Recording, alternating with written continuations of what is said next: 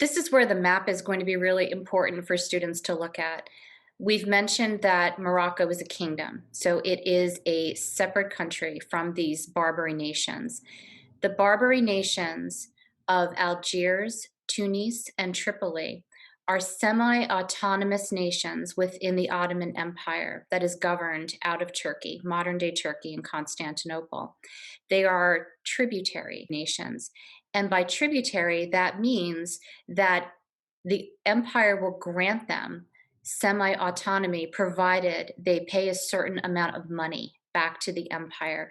So they themselves have to pay for the privilege of being in an empire. I mean, the United States would do this too under the British Empire. They would pay taxes to the empire. They would essentially pay tribute, and what they got in return was the protection of the empire.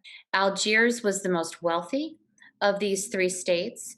It also had a proximity that was closer to the Atlantic, which gave it an advantage.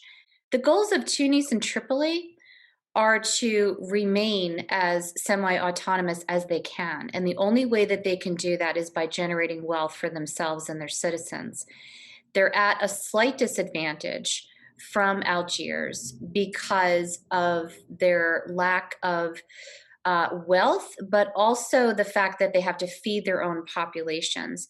Algiers does produce wheat, so does the United States, and so they're a little bit in competition there.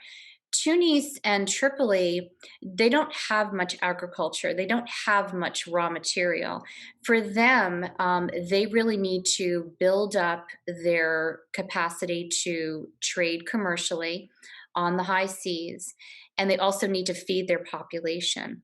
So that is what they are most interested in doing at this point. And I think, well, students will see what do they have to offer. What they have to offer is the gateway to the Middle East. And so if the United States is willing and able to establish a friendly relationship with Tunis and Tripoli, then they can gain access to those lucrative markets.